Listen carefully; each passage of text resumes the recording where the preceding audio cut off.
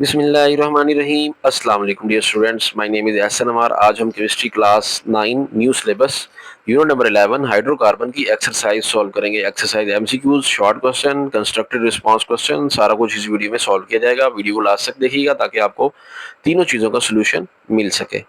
Video को start करते हैं। सबसे पहला एमसीक्यू देखें, which other atom is almost always present along the carbon atom in all the organic compound। Organic compound में कार्बन एटम तो हम पढ़ते हैं, तो कौन सा ऐसा एटम है जो कि कार्बन के अलावा है और अक्सर कार्बन के साथ पाया जाता है ऑर्गेनिक कंपाउंड में। तो ये पहला एमसीक्यू है। ऑक्सीजन है, नाइट्रोजन है, हाइड्रोजन है, हेलोजन है। तो हमने पढ़ा है कार्बन के साथ हाइड्रोजन पाया जाता है। तो सी वाला ऑप्शन करेक्ट, एमसीक्यू नंबर 1। दूसरा एमसीक्यू है, which other metal can be used to reduce alkyl halide. अब अल्काइल हैलाइड को यूज करने के लिए निकल तो यूज होती है, उसके अलावा और कौन सी मेटल यूज होती है? एल्यूमिनियम है, मैग्नीशियम है, निकल तो है ही है ना। कार्बन ये है, कोबाल्ट, सॉरी कोबाल्ट है ये। तो ये मैग्नीशियम जो है निकल के अलावा ये यूज हो सकती है अल्काइल हैलाइड को रिड्यूस करने के लिए।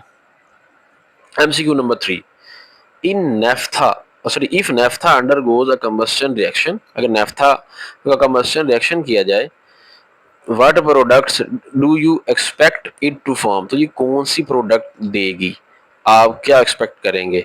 अल्केन, अल्कीन, या कार्बन डाइऑक्साइड एंड वाटर, या डी ऑप्शन है बोथ अल्केन एंड अल्कीन। तो इसका जो कार्बन डाइऑक्साइड एंड वाटर है ये ठीक है। नेफ्था एक ऑर्गेनिक कंपाउंड है। ऑर्गेनिक कंपाउंड को जब भी बर्न करते हैं ना तो कार्बन डाइऑक्साइड और वाटर प्रोड्यूस होता।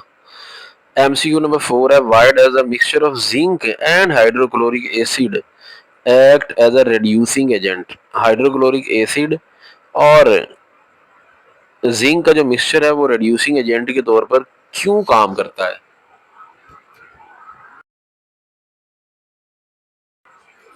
तो ये जो एमसीक्यू नंबर 6 है इसका बी वाला option, because atomic hydrogen is produced with zinc and hydrochloric acid which act as a reducing agent. ये वाला इसका ऑप्शन करेक्ट होगा, एमसीक्यू नंबर 4 का बी ऑप्शन करेक्ट। उसके बाद एमसीक्यू नंबर 5 है, which alkane will evolve the most amount of heat when it burn with oxygen. कौन सा अल्केन ज्यादा हीट बर्न करेगा, ज्यादा हीट रिमूव करेगा, इवॉल्व का मतलब है खारिज करेगा, जब उसको हम ऑक्सीजन के साथ बर्न करेंगे। तो पहला एमसीक्यू का जो सॉरी पहला जो ऑप्शन है वो है इथेन, प्रोपेन, एन ब्यूटेन या आइसोब्यूटेन। तो देखें इथेन और प्रोपेन में तो कार्बन कम है, ब्यूटेन, आइसोब्यूटेन, अब इनमें दोनों में चार चार कार्बन एटम है, लेकिन जो स्ट्रक्चर स्ट्रेट जिसमें चेन स्ट्रेट होती है ना वो ज्यादा हीट इवॉल्व करता है। तो इसमें तो एक ब्रांच बनी होगी, तो ये एन ब्यूटेन, सी वाला ऑप्शन करेक्ट होगा एमसीक्यू नंबर 5 का। उसके बाद छठा एमसीक्यू है, which reaction is not given by alkane. Alkane कौन सा रिएक्शन नहीं करेंगे? सब्स्टिट्यूशन, कंबस्शन, क्रैकिंग या एडिशन। एडिशन रिएक्शन वो नहीं कर सकते क्योंकि उनमें सिंगल बॉन्ड है। एडिशन रिएक्शन अल्कीन या अल्काइन कर सकते हैं। तो छठे एमसीक्यू का भी जो ऑप्शन होगा वो सी करेक्ट होगा। सातवां एमसीक्यू है, which hydrocarbon is responsible for the explosion in coal mines. तो कोयले की जो कान है वहां पे धमाके का बाइस कौन सा हाइड्रोकार्बन बनता है? ब्यूटेन, पेंटेन, मीथेन या इथेन। तो डी वाला सॉरी सी ऑप्शन मीथेन इसका करेक्ट होगा। मीथेन, सी ऑप्शन करेक्ट है, एमसीक्यू नंबर 7। आठवां एमसीक्यू है, which product will be formed when ethyl bromide is treated with zinc या HCl। तो जब हम इथाइल ब्रोमाइड का जिंक या हाइड्रोक्लोरिक एसिड रिएक्शन कराते हैं तो उसके नतीजे में हमारे पास कौन सी प्रोडक्ट बनेगी? देखिए जब भी हम रिएक्शन कराते हैं ना CH3CH2Br मतलब इथाइल ब्रोमाइड का जिंक क्लोराइड की मौजूदगी में रिएक्शन कराते हैं, तो जब हम रिएक्शन कराते हैं ना इसका जिंक और HCl की मौजूदगी में, तो जिंक और HCl की मौजूदगी में ना यहाँ पे एक जो हाइड्रोजन क्रिएट होती है ना उसको नेसेंट हाइड्रोजन बोलते हैं। ये हमने पीछे पढ़ा था चैप्टर के अंदर। इससे क्या होता है, यहाँ से एक हाइड्रोजन टूट के यहाँ लग जाती है तो फिर ये अल्केन बन जाता है, CH3 सिंगल बॉन्ड CH3, ठीक है। तो बाकी जो एक एच बचता है वो इस ब्रोमीन के साथ मिलकर हाइड्रोजन ब्रोमाइड की फॉर्म में बाहर चला जाता है, ठीक है, साइड पे। ओके, ये अल्केन बनता है। तो 8वें एमसीक्यू का हम ये लगाएंगे, बी वाला ऑप्शन करेक्ट। एमसीक्यू नंबर 9 है, which of the following is not a process of halogenation of alkane? Cracking, chlorination, bromination, iodination. ये जो है ना, क्लोरीनेशन, ब्रोमीनेशन, आयोडीनेशन, ये सारे उसके प्रोसेस हैं। क्रैकिंग जो है ये अल्केन का प्रोसेस है, जो कि हेलोजिनेशन के साथ शामिल नहीं है। हेलोजिनेशन में क्रैकिंग नहीं आती। तो ए वाला ऑप्शन करेक्ट होगा। आखिरी एमसीक्यूज है, how many mole of oxygen will be required to completely burn propane? Propane को कंप्लीटली बर्न करवाने के लिए हमें ऑक्सीजन के कितने मोल चाहिए होंगे? तो जो प्रोपेन है ना, प्रोपेन का फॉर्मूला होता है C3H8। प्रोपेन 3 कार्बन वाला होता है ना, तो C3H8 उसका फार्मूला होता है।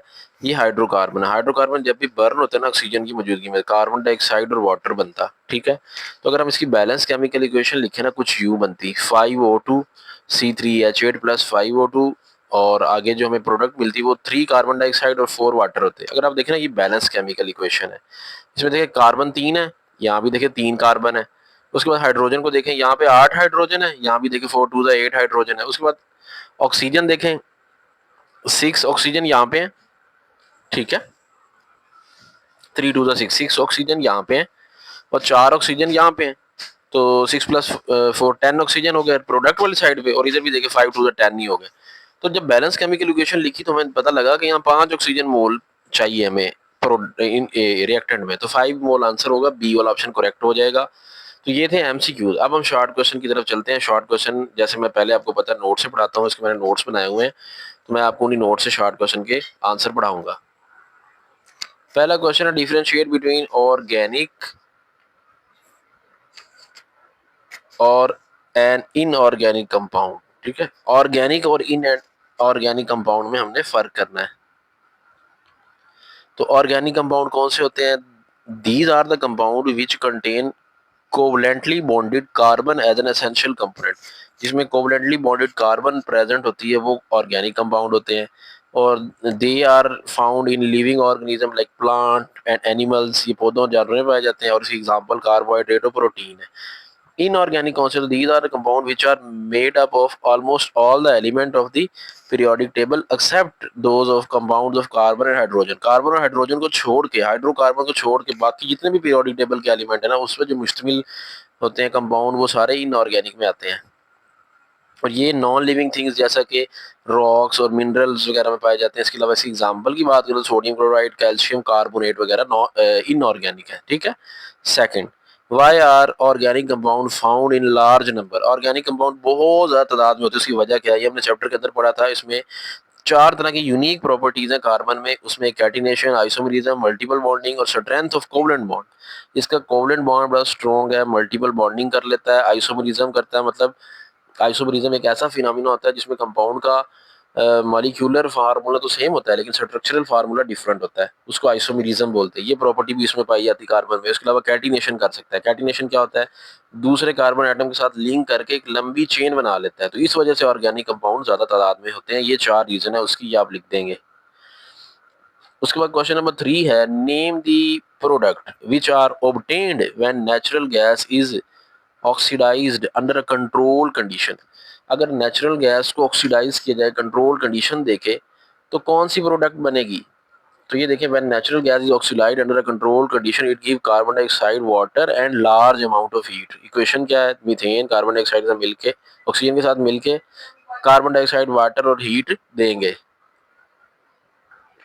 नेक्स्ट क्वेश्चन है, how naphtha fraction is decompose to give lower hydrocarbon. ये हमने पढ़ा भी था अल्केन में कि हम नेफ्था को डीकम्पोज करते हैं फ्रैक्शनल डिस्टिलेशन ऑफ पेट्रोलियम से।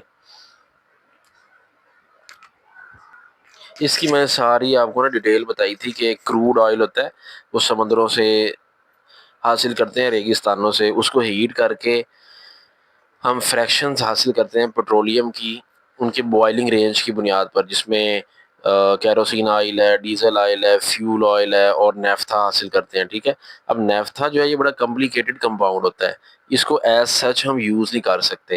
ये हाई मॉलिक्यूलर मैस कंपाउंड होता है, इसका कहीं यूज़ नहीं हो रहा होता, तो इसको फिर कन्वर्ट किया जाता है, इसको क्रैक किया जाता है, इसकी क्रैकिंग की जाती है, उसको क्रैक करके स्मॉल हाइड्रोकार्बन में, लो मॉलिक्यूलर मैस हाइड्रोकार्बन में कन्वर्ट किया जाता है। ठीक है, तो उस अमल को फिर हम वो फ्रैक्शनल डिस्टिलेशन से क्या करते हैं, fractional distillation of petroleum gives us naphtha which consist of mixture of liquid hydrocarbon, it is then heated, फिर इसको हम हीट करते हैं 500 डिग्री सेंटीग्रेड टेम्परेचर पे in the presence of catalyst. Catalyst कौन सा होता है, zeolite, to give hydrocarbon in which 5 to 10 carbon atoms are present, सिर्फ 5 से 10 कार्बन एटम होते हैं। ठीक है, अब ये यूजफुल हो जाता है, पहले ये नेफ्था यूजफुल नहीं होता, हाई मॉलिक्यूलर मैस है ना कंपाउंड, तो ये यूजफुल नहीं होता, फिर इसको कन्वर्ट किया जाता है, इसको ब्रेक किया जाता है जियोलाइट कैटलिस्ट की मौजूदगी में, तो फिर इसमें एल्केन मिलते हैं जिसके 5 से 10 कार्बन एटम होते हैं। ठीक है, उसके बाद नेक्स्ट क्वेश्चन है, write down the molecular formula, structural formula and condensed formula of isobutane.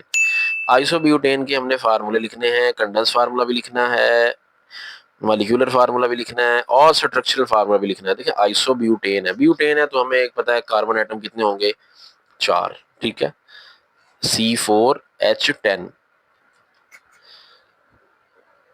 Okay हो गया ये। अब इसका हमने फार्मूला कंडेंस फार्मूला लिखना है। कंडेंस फार्मूला कैसे लिखते हैं, 4 कार्बन है तो 4 कार्बन हम ले लेंगे।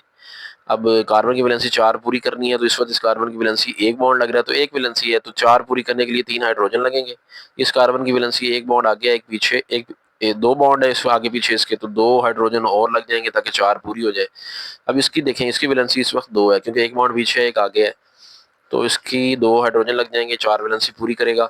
अब इसकी इस कार्बन की वैलेंसी इस वक्त 1 है क्योंकि इसके पीछे 1 बॉन्ड है, तो आगे 3 हाइड्रोजन लग जाएंगे। पूरे चैप्टर में मैंने आपको डिटेल से समझाया। ठीक है, अगर आप सिर्फ डायरेक्ट शॉर्ट क्वेश्चन की वीडियो पे आए हैं तो उम्मीद है आपको क्लियर हो गया होगा, अगर नहीं क्लियर हुआ तो फिर आपको चैप्टर सुनना पड़ेगा। खैर बहरहाल इतना मुश्किल नहीं है, कोई सिर्फ कार्बन की वैलेंसी 4 पूरी करनी है, देख लेना है।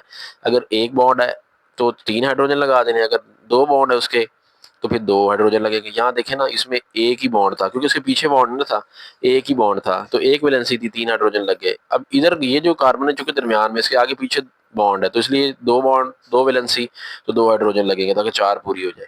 तो ये फार्मूला ये होता है कंडेंस फार्मूला, ये होता है मॉलिक्यूलर फार्मूला।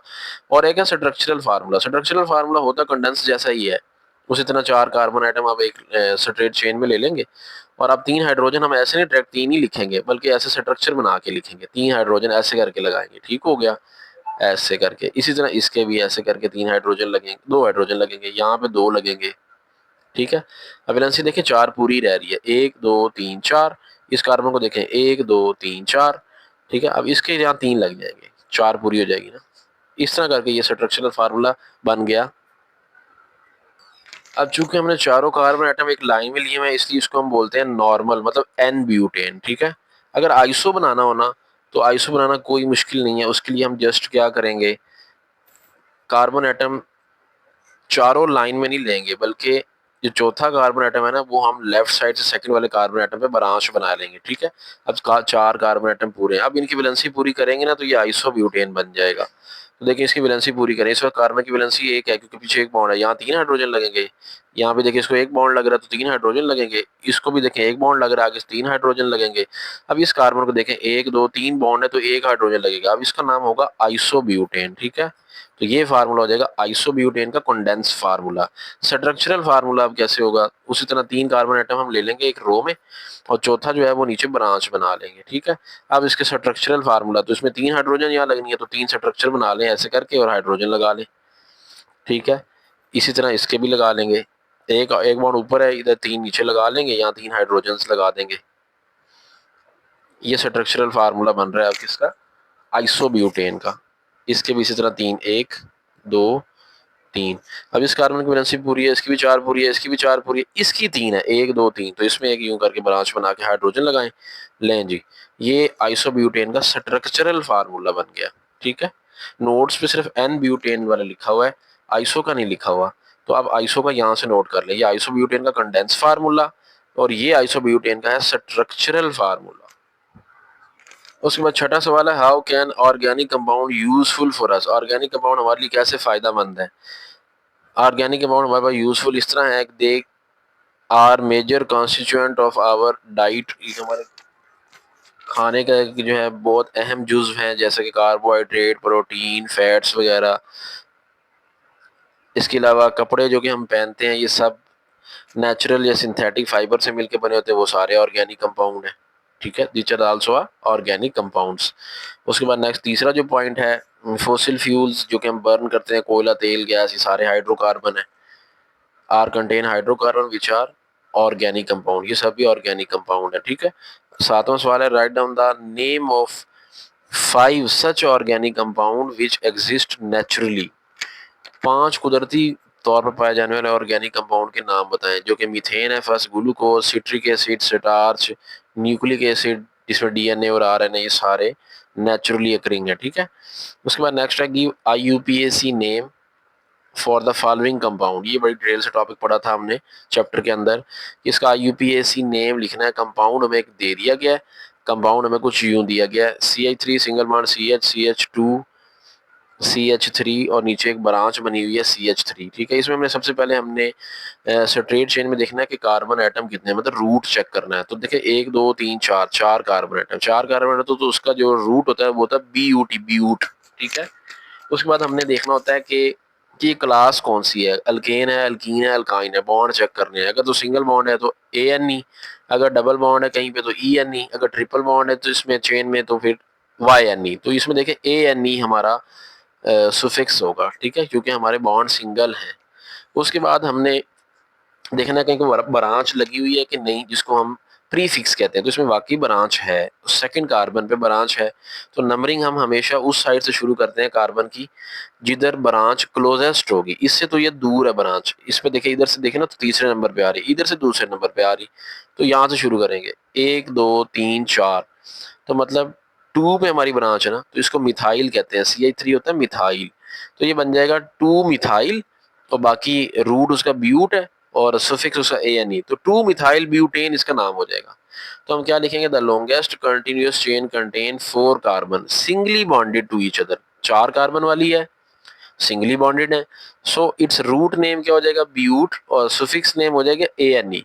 तो पूरे कंपाउंड का जो फार्मूला बन जाएगा वो हो जाएगा 2 मिथाइल ब्यूटेन। ठीक है, वैसे इसको आइसोब्यूटेन भी कहते हैं, अभी हमने ऊपर देखा भी है।